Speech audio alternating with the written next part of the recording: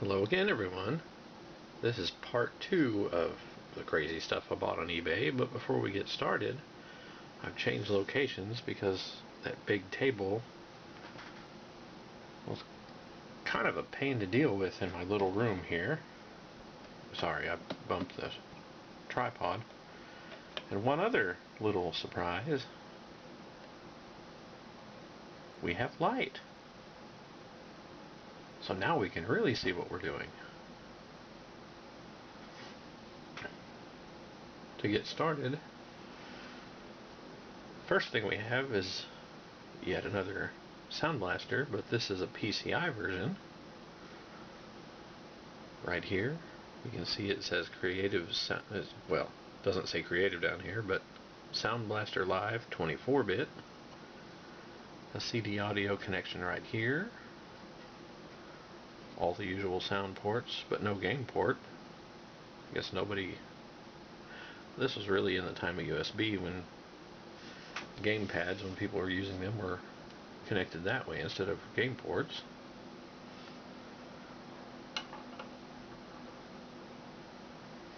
To continue on with some of the non-ISA cards, this is a video card. S-Video and DVI out. It is an NVIDIA card. I'm not seeing any markings on here, but I believe this is a GeForce 440.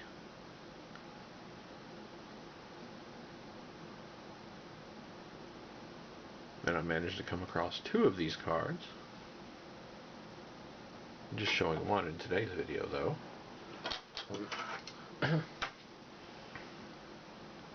This is a PCI card.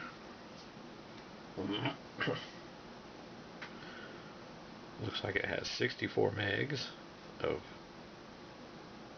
memory. The stickers kind of come apart, but it says GeForce there, then MX4000, so this is a GeForce MX4000 with VGA and S-Video as the connectors.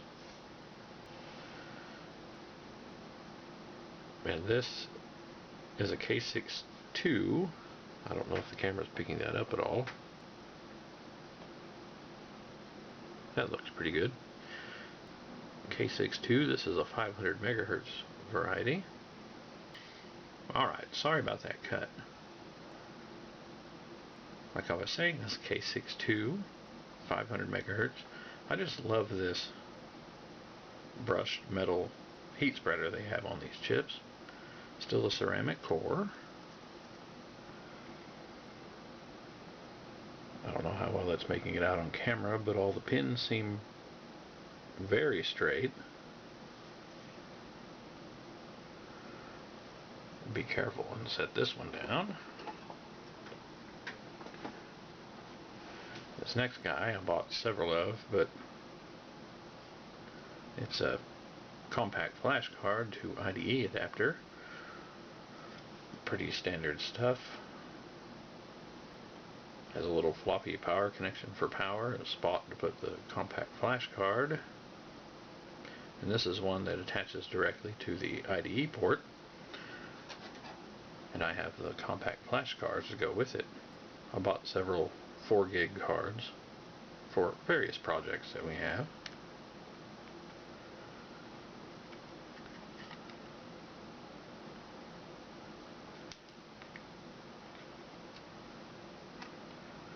I was trying to slot that in backwards. Just slides in like so. Next thing, this is just a standard AT power switch, one of the push button types. 4 power connections. This one seems to have been broken in shipping or something, but I'm sure it'll still work.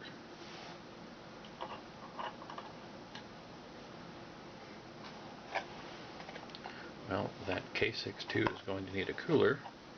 This says it's a CPU cooler for socket 7, 370, and socket A. List of speeds that it'll protect. I'm sure 500 megahertz will do just fine, even though it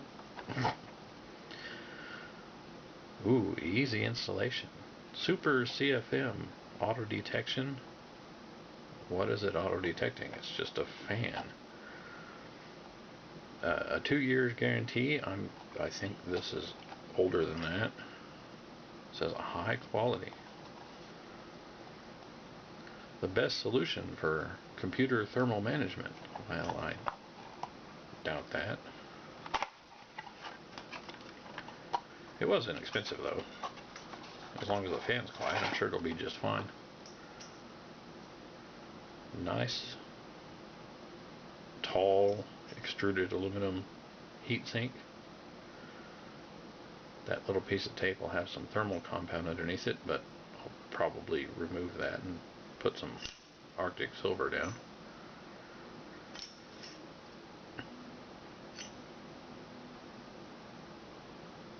Yeah, and a little fan with a 3-pin connector.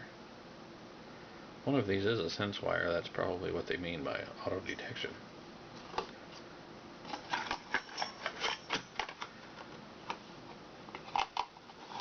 Let's close that back up. Set that aside.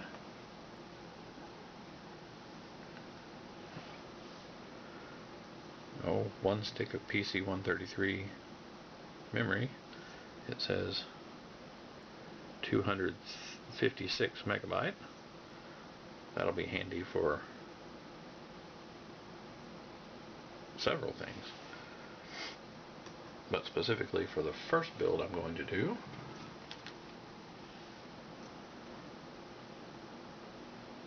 This is another IDE adapter, but to SD card. It's a full-size SD card. Has 3 LEDs on here, one to show power, activity, and that there's a card present. 2 power connectors. It doesn't need both, just pick one or the other based on what you have available in the case.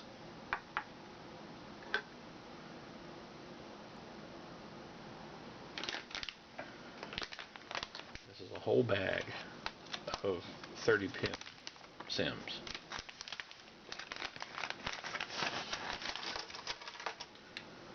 Old style 8-bit RAM. I'm not sure what all of these are, or even if they all work, but we'll find out. Lay them all out here.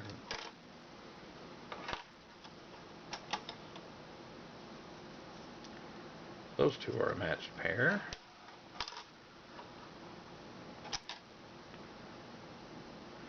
That one has NEC chips on it. It has an interesting lime green PCB color instead of this bluish green that most of these have.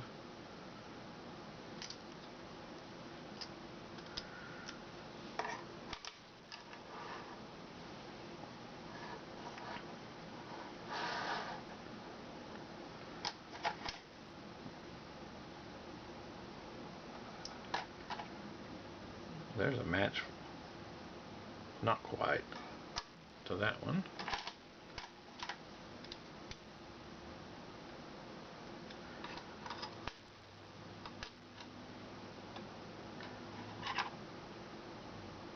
There's a match to that one with the NEC chips on it.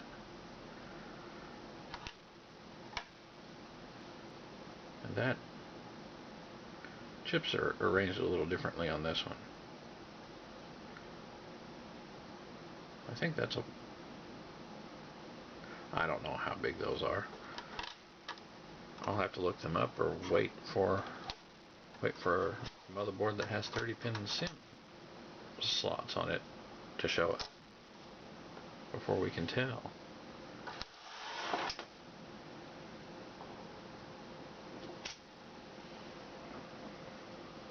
This old hard drive was in one of the cases that showed up. It is standard IDE interface. It's a Connor drive CFS420A. It is a 420 megabyte drive. I have had this drive powered on and it didn't make any strange noises. It probably works, but I don't know yet. I haven't tested it.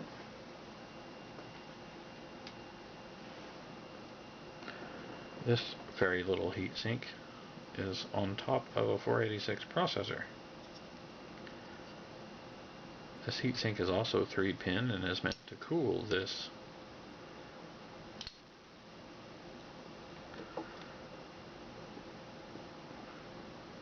Intel 486 DX2 at 66 megahertz, and the pins seem mostly straight. I'm sure that chip will work just fine.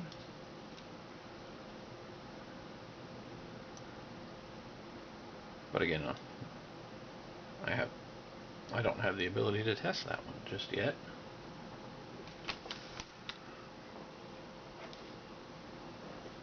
This is an interesting cable. 20-pin ATX Female Connector on one end, so you can connect your ATX motherboard power lead. It has AT power for output, and two connections which connect to, let's open this up and we'll take a closer look at it.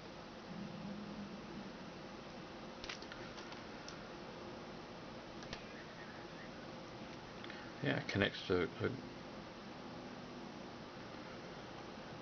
the green and black wires on the ATX connector, and then these two will connect to an AT power switch.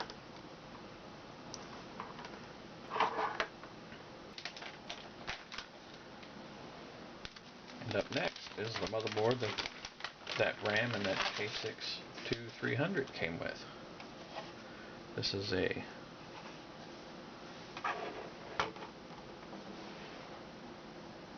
Super Socket 7 motherboard. I like it because it has ISA, PCI, and the 1 AGP slot here.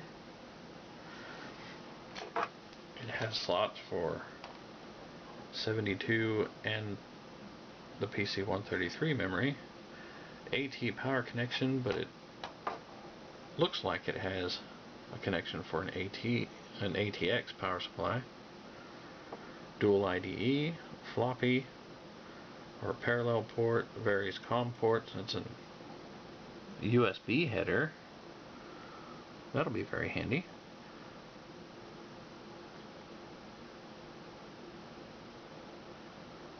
Looks like that's a PS2 mouse header connection right there. 3-pin fan.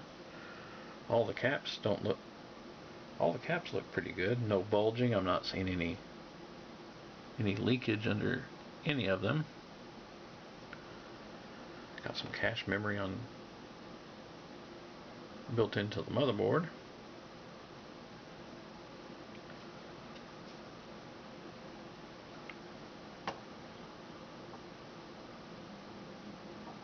Looks like a VIA or VIA VT82C598 MVP on chipset.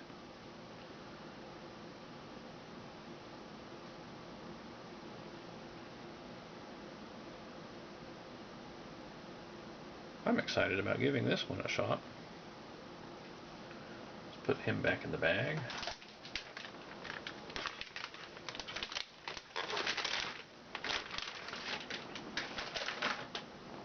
Take a look at another board. I don't have a processor for this one.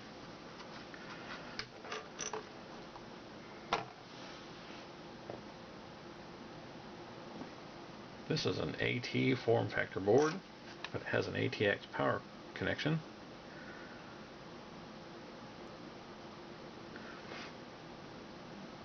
A serial port connection there. Floppy and for a parallel port.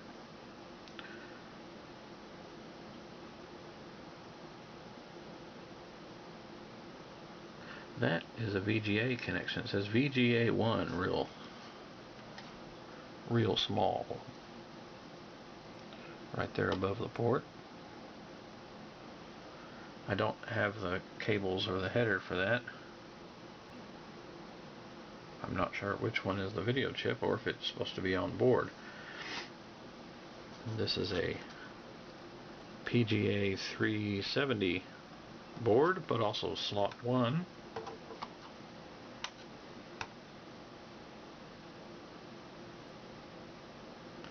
Very curious board.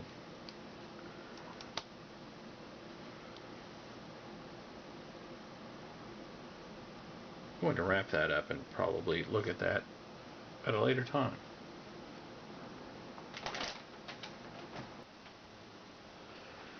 Alright, over here you can see the big old table I used last time.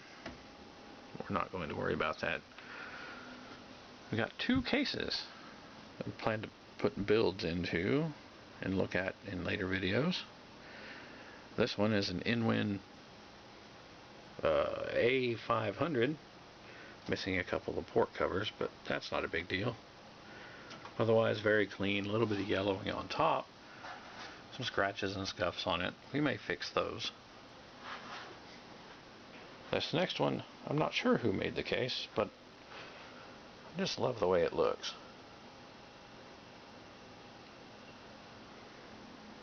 That very clean, probably early 90s aesthetic mini tower AT case. Just love this kind of gray decal with the single red line right along here. Reset turbo and power switches. It does have a AT power supply in that case. Made of very thick steel. I think it actually weighs more than the Inwin below it. That case had a floppy drive in it. I haven't tested this yet, but we will.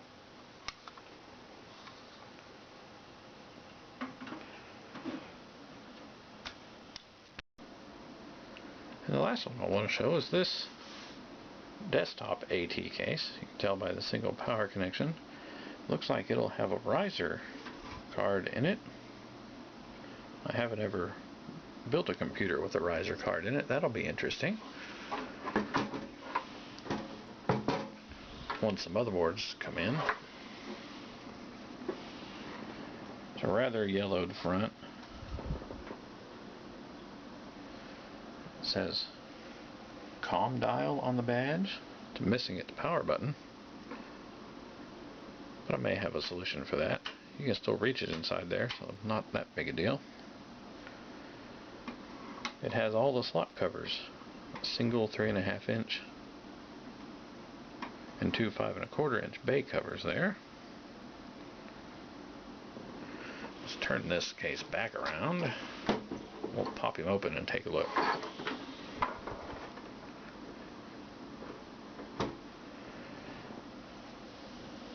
It appears it's missing a screw there.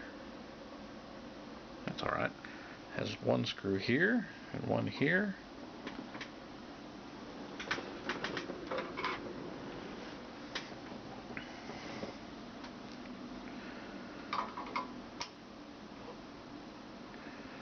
Pop this one off.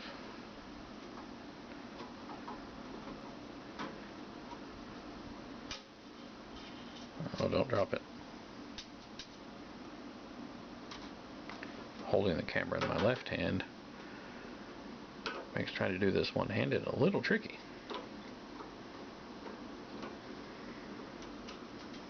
But we got it.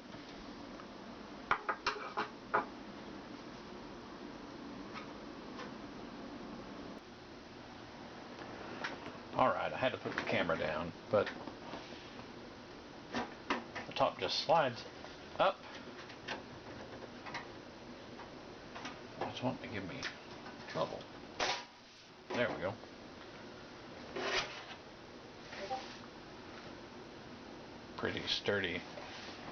pretty sturdy case there with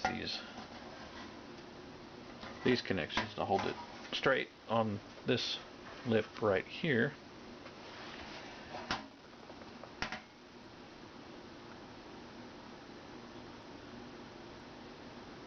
There's a date stamp here on the case. December 19th, 19, can't make out the rest of it, something 7. Judging by the look of it, it could be 1997.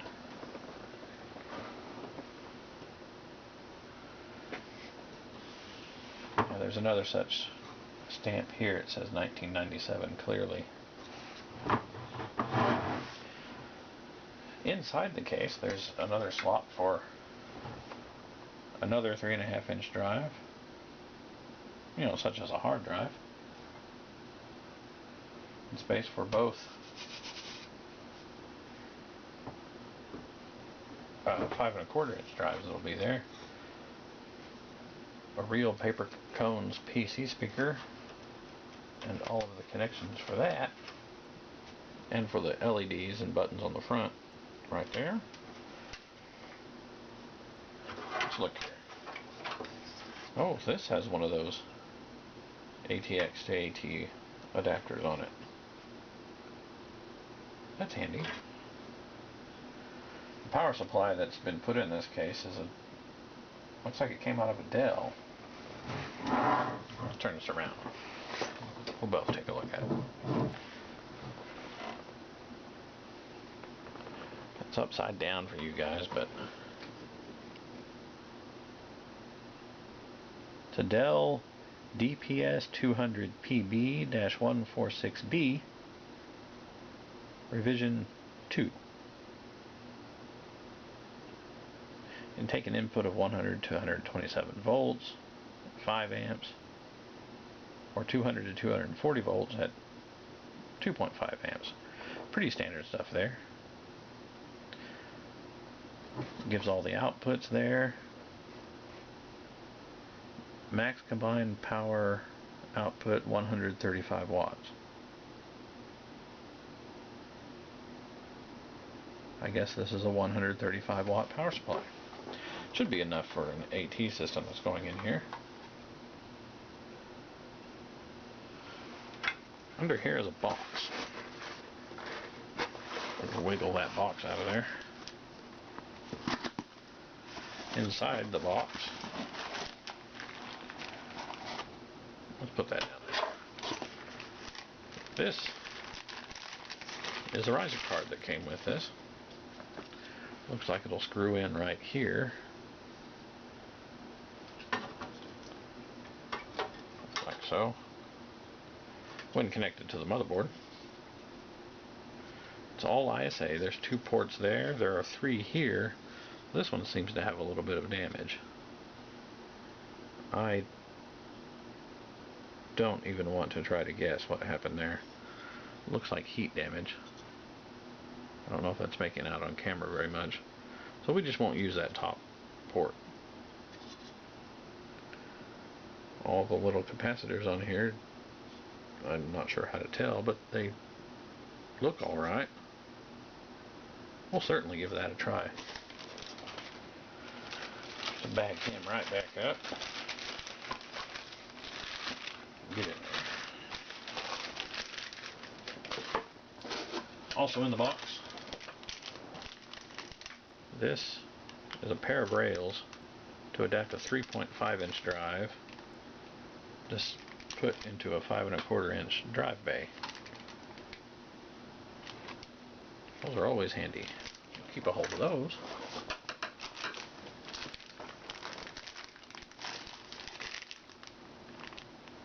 US plug, and it's a power supply cable. I have several of those. And a baggie of various screws.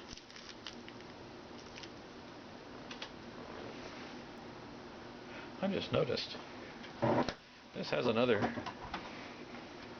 date stamp here. It looks different than the others. MMI, I'm not sure who that is. It says 861220. December 20th, 1986.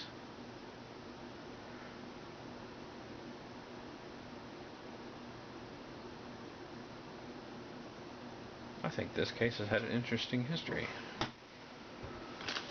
One that I'll probably never know.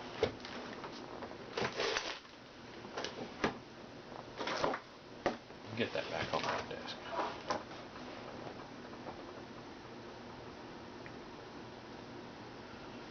Not seeing any broken plastics on any of the three cases I'm seeing. Might need to do something about the yellowing. But that'll be for a later video. Thank you for joining me, and hope you have a wonderful day.